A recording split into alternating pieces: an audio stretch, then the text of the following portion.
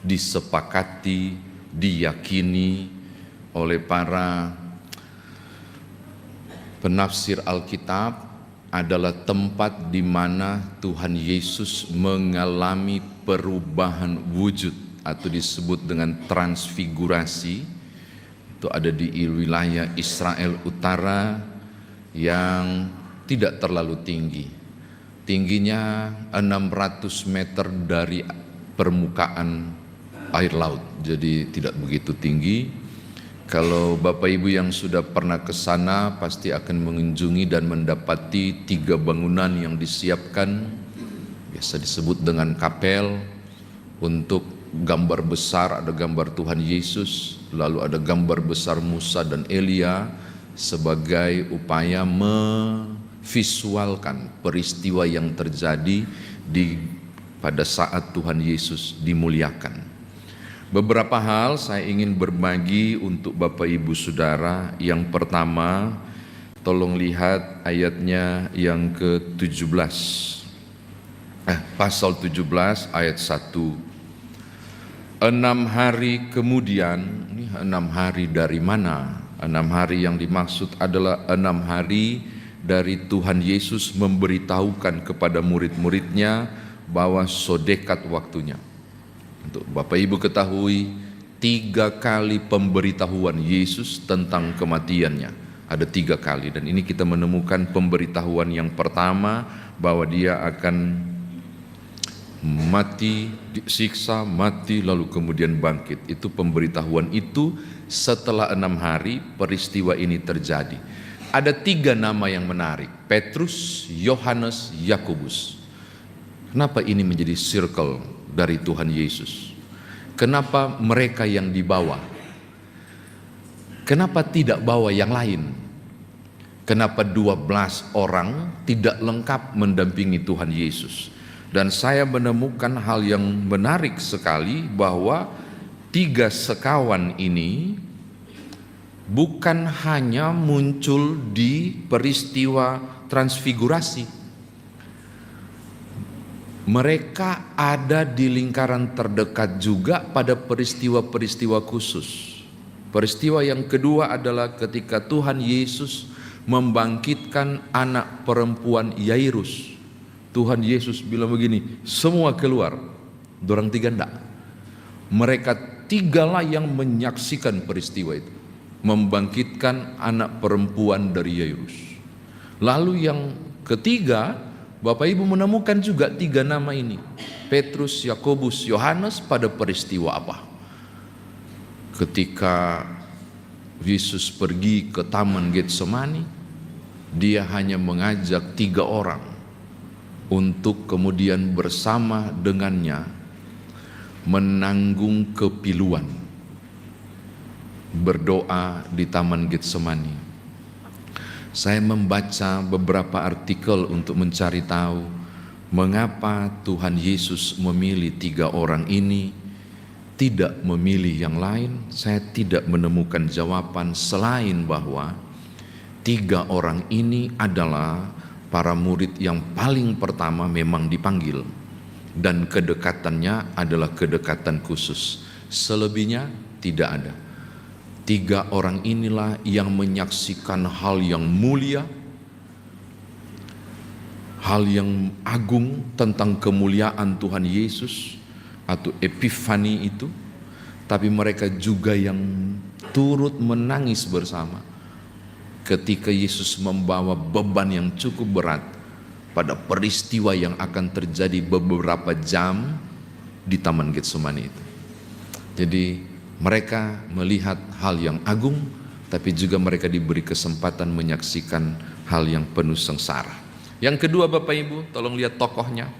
Ada Musa, ada Elia yang muncul. Jangan tanya ke saya bagaimana mereka muncul, kan ini mau bicara soal keagungan dan kemuliaan Allah. Keduanya sudah mati, bukan? Yang satu kita nggak tahu karena diangkat mentah-mentah. Kalau Musa, kuburnya tidak tahu di mana, tidak disebutkan dia dikubur di mana. Tuhan yang kubur dia, kita nggak tahu di mana jenazahnya. Tapi 2 orang ini menarik perhatian saya. hal-hal yang berhubungan dengan Torah, hukum dan peraturan.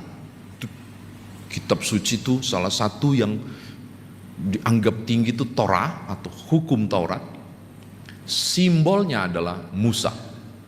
Karena kepada Musa lah Tuhan memberikan Torah atau Taurat itu dan disampaikan kepada umat Israel. Yang kedua, kalau bicara soal Elia, saudara akan menemukan catatan-catatan penting tentang Elia, yaitu seorang nabi yang sangat dihormati, diakui wibawa kenabiannya. Makanya kitab-kitab nabi atau ketubim itu simbolnya ada di Elia, si Elia ini. Maka kita bisa menyimpulkan ketika Musa dan Elia hadir bercakap-cakap dengan Tuhan Yesus, mau menunjuk hal yang penting sekali kepada 3 orang yang lihat langsung ada Musa dan lihat langsung kepada Elia. Dan mestinya mereka sudah nggak pikir panjang. What? Musa? Taurat Tuhan? Hah? Elia? Ketubim? Kitab nabi-nabi. Petrus, Yohanes, Yakobus tanpa diajarkan akan mengerti. Kehadiran Musa dan Elia mau bilang begini, bahwa di depan mereka yang mereka panggil guru atau rabi, kehadirannya terlegitimasi pada kitab tertinggi dari kitab Ibrani yang disebut Torah dan juga kitab nabi-nabi. Bahwa Taurat maupun kitab nabi-nabi ini tidak menolak kehadiran Tuhan Yesus, terlegitimasi di situ. Karena itu kitab-kitab yang sangat dihormati, tokoh-tokoh yang sangat dihormati yang menghadirkan simbol kitab-kitab itu. Jadi itu legitimate dari para tokoh Alkitab yang dihormati. Yang ketiga ini yang penting, mereka lagi mengagumi luar biasa tentang fenomena itu. Ketika kemudian jubah berubah menjadi putih, wajah berkilauan.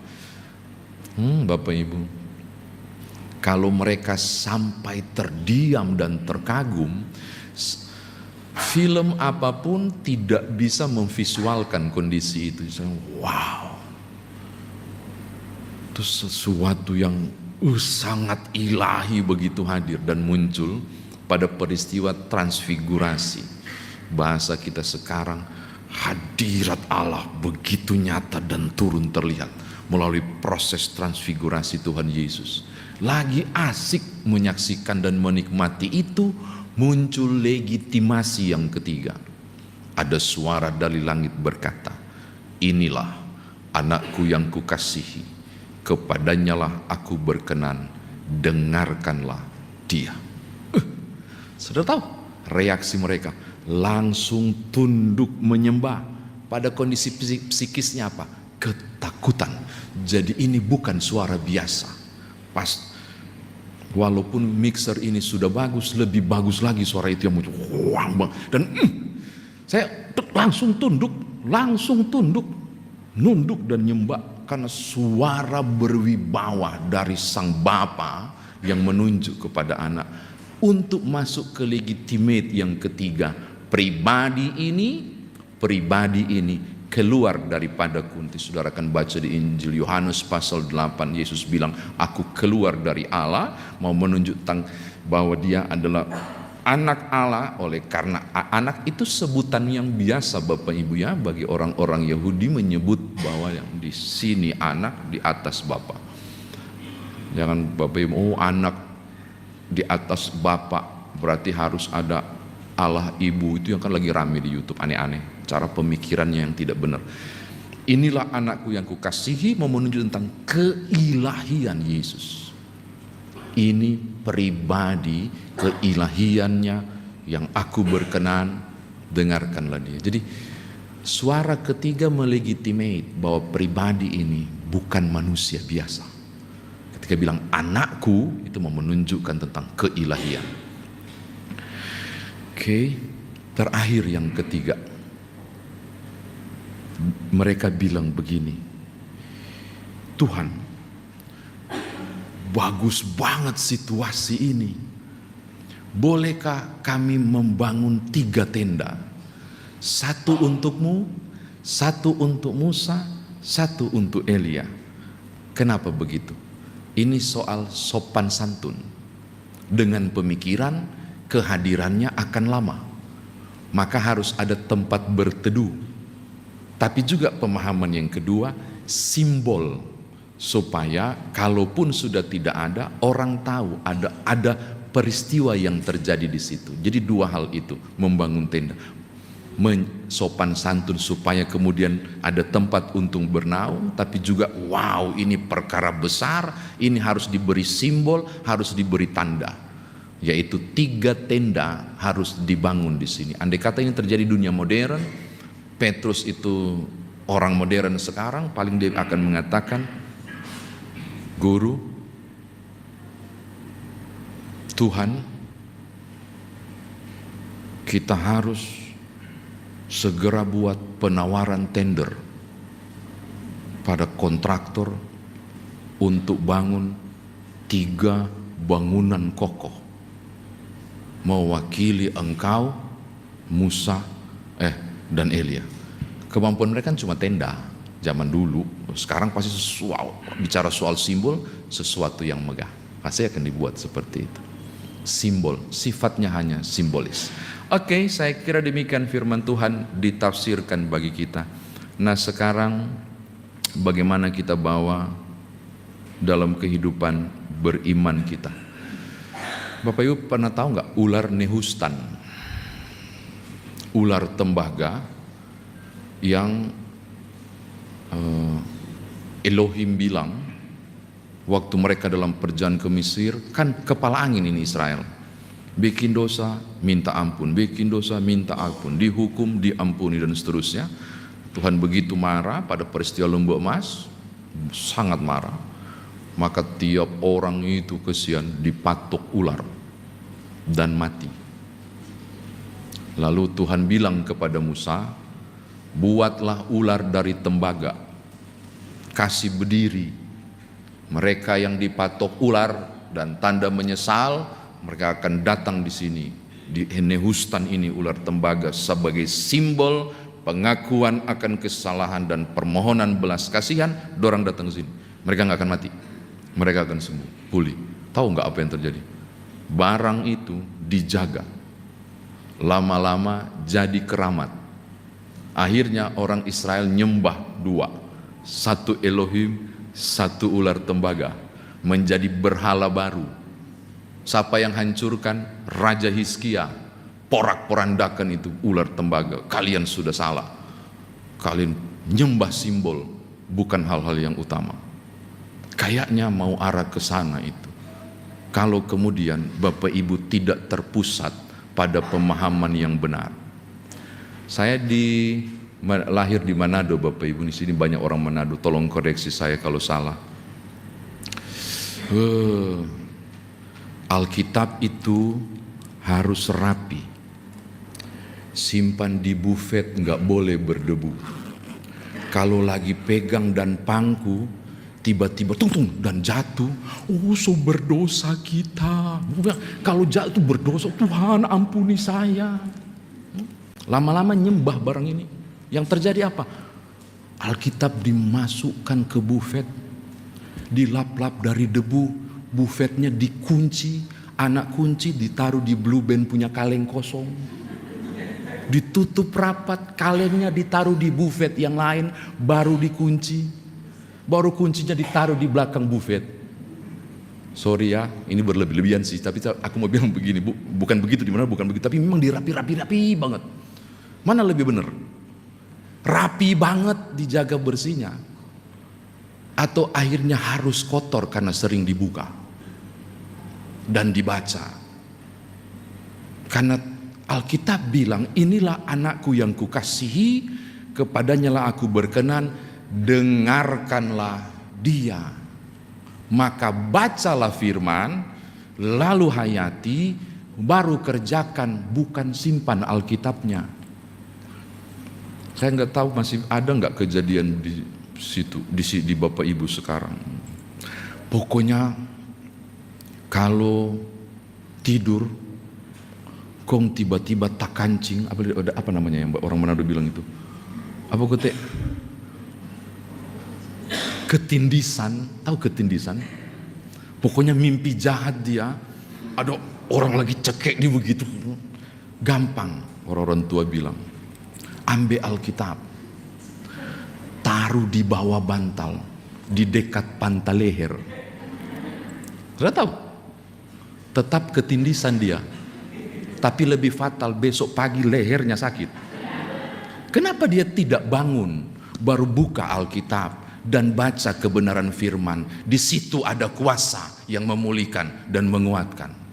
Maka ketika Tuhan mengatakan, Bapa yang agung mengatakan, dialah yang aku berkenan, dengarkanlah dia. Ini tidak bicara bahasa simbolis dengan ini, dengan itu simbol. Enggak, ini bicara soal perilaku yang nyata untuk tidak hanya dengar tentang Yesus, tapi belajar dengar-dengaran pada Yesus. Beda banget antara dengarkanlah dia dengan aku sering dengar tentang Yesus. Di YouTube banyak, di TikTok banyak pengajaran. Tapi benarkah orang bukan cuma mendengar tentang Yesus, tapi dengar-dengaran pada Yesus? Itu yang sesungguhnya yang terjadi pada peristiwa transfigurasi.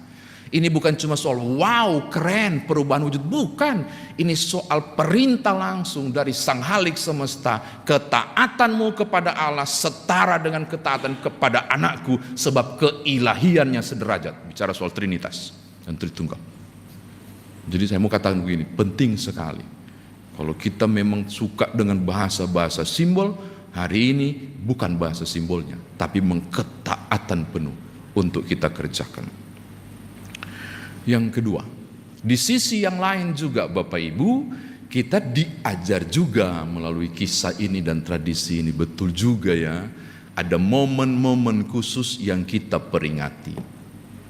Sebagai tanda kita menghayati kehadiran Allah. Simbol-simbol liturgis yang saat ini, mulai hari Rabu kita sudah akan menggunakan simbol iktus, sudah berubah ke warna ungu dan seterusnya. Itu juga menolong Bapak Ibu pada penghayatan. Mungkin di titik itu kali si Petrus ngomong, aku mau bangun tenda. Tapi simbol tidak akan bermakna tanpa ketaatan. Amin. Yang ketiga dan yang terakhir. Salah satu hal yang membuat sampai sekarang masih dikenang tentang kuasa Tuhan yang ajaib pada upaya kita melakukan penghormatan pada kemuliaannya yang disebut dengan Epifania itu adalah diwariskan kisah dan cerita tentang Yesus Kristus dalam Alkitab, tentang firman-firman dan kehendaknya, untuk menjadi bahan ajar supaya ketika kita pegang ini dan buka, kita tahu untuk taat dan mendengarkan tentang Dia. Bapak Ibu sudah dengar toh tentang kolam Siloam yang Tuhan Yesus tidak bisa pakai untuk sembuhkan orang buta sejak lahir di Injil Yohanes pasal 9. Yang gak mungkin Tuhan Yesus pakai, andai kata 700 tahun sebelumnya Hizkia tidak menggali terowongan Hizkia Tunnel, airnya masuk dari dalam tanah, dia kasih keluar di tengah kota, tampung di sebuah kolam yang dikasih nama kolam Siloam. Jadi kalau Hizkia tidak bangun itu bukan cuma simbol karena pemanfaatan peperangan dengan Asyur, Tuhan Yesus tidak bisa menggunakan itu untuk Yohanes pasal 9, dirobek aja, nggak ada kisah itu karena Hizkia nggak pernah bangun Siloam. Dan sampai saat ini nama itu sangat laris manis dan terus diabadikan oleh karena kuasa Tuhan bekerja di situ. Dan disimbolkan di dunia modern oleh para owner dan pemilik yayasan Rumah Sakit Siloam. Rumah sakit itu, kenapa pakai nama itu? Karena nama itu, peristiwa itu ada tempat pemulihan dan penyembuhan toh, maka dipakai. Jadi bagi saya bahasa simbol pun layak digunakan untuk kemudian membuat kita teringat, memori kita tertanam, digunakan secara positif untuk ketaatan. Walaupun Tuhan Yesus tidak merestui itu dibangun karena takut jadi penyembahan baru. Arahkan jangan sampai penyembahan baru. Kenapa saya bahas tentang simbol? Sebentar setelah ibadah, Bapak Ibu diundang ke sebelah mana tuh? Sebelah kanan. Ada aset baru yang sudah lunas dibayar. Puji Tuhan, Tuhan Yesus baik. Tapi belum bisa dimanfaatkan oleh anak-anak kita karena nanti Bapak Ibu ke sana biar tahu kenapa, karena apa. Itu akan membawa kita dalam pencobaan. Kalau apalagi naik ke atas, oh Tuhan.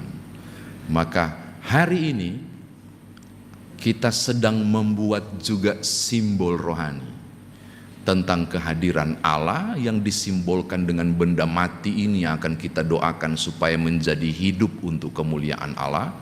Karena besok renovasi besar-besaran akan berlangsung. Kiranya 3 tenda dalam tanda kutip terbangun di situ. Supaya, ini tanda kutip ya, ketika anak-anak itu ada di situ, mereka menemukan kehadiran Tuhan di situ. Kayak sebentar, jangan dulu pulang, singgah dulu di situ, kita mau puji Tuhan dulu 1-2 lagu, baru kita mau doa, kita mau serahkan sebagai satu simbol kita, tanda kehadiran Tuhan, tanda ya, bukan Tuhan hadir, bukan tanda kehadiran Tuhan. Melalui kita akan sukseskan proses renovasi aset. Harapan saya tahun ini, memungkin gak sih tahun ini? Tidak ada yang mustahil. Tahun ini sudah diresmikan.